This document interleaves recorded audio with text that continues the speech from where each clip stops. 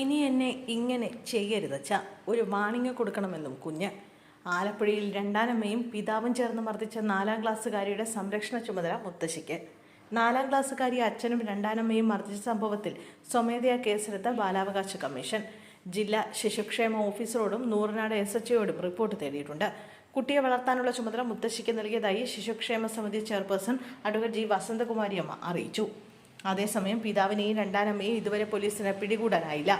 ആലപ്പുഴ നൂറനാട് 4-ാം ക്ലാസ്സുകാരിയായ പെൺകുട്ടി താൻ അനുഭവിക്കുന്ന വേദനകൾ തുറന്നു പറഞ്ഞത് കേരളം തലകുനിച്ചാണ് കേട്ടത്.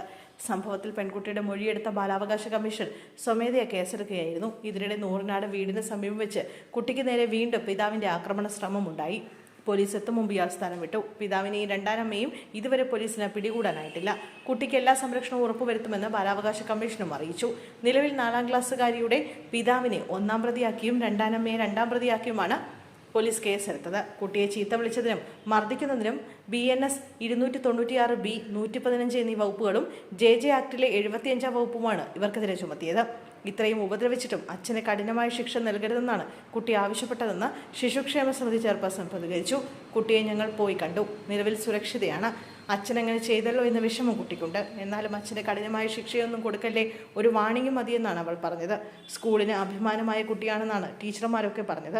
CWCയുടെ സ്ഥാപനത്തിലേക്ക് മാറാൻ കുട്ടിക്ക് വിഷമമുണ്ട്. കുട്ടി ജനിച്ച് 7 ദിവസം കഴിഞ്ഞപ്പോഴാണ് അമ്മ മരിച്ചത്.